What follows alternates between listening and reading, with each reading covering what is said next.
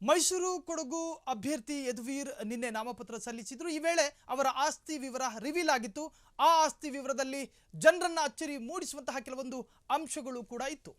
ಯದುವೀರ್ ಅವರ ಆಸ್ತಿ ಏನು ಅಧಿಕೃತವಾಗಿ ಏನು ಆಸ್ತಿಯ ವಿವರವನ್ನು ಕೊಡಬೇಕು, ಆ ವಿವರದಲ್ಲಿ ಜನರನ್ನ ಅಚ್ಚರಿ ಮೂಡಿಸುವಂತಹ ಕೆಲ ಅಂಶಗಳು ಕೂಡ ಒಳಗೊಂಡಿದ್ವು. ಅದರಲ್ಲಿ ಸ್ವಂತ ಮನೆ ಇಲ್ಲ ಎನ್ನುವಂತಹ ವಿಚಾರ.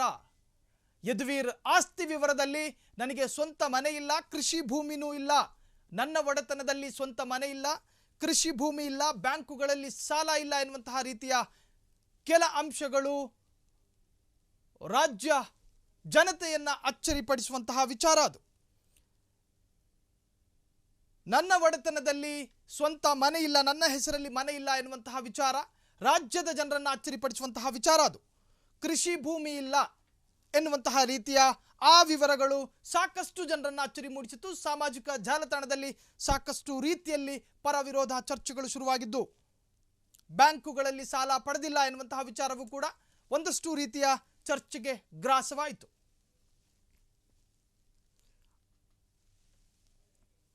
ಯದುವೀರ್ ಆಸ್ತಿ ವಿವರದಲ್ಲಿ ಒಂದಷ್ಟು ಅಂಶಗಳು ಜನರನ್ನ ಅಚ್ಚರಿ ಮೂಡಿಸಿದೆ. ಎಸ್, ಸಾಕಷ್ಟು ರೀತಿಯ ಆಸ್ತಿ ವಿವರಗಳನ್ನ, ಕಾರಣ ನಿನ್ನೆ ಅವರು ನಾಮಪತ್ರ ಸಲ್ಲಿಸುವಂತಹ ಸಂದರ್ಭದಲ್ಲಿ ಪ್ರತಿ ಅಭ್ಯರ್ಥಿಯೂ ಕೂಡ ಅಧಿಕೃತವಾಗಿ ಆಸ್ತಿ ವಿವರಗಳನ್ನು ಕೊಡಬೇಕಾಗುತ್ತೆ.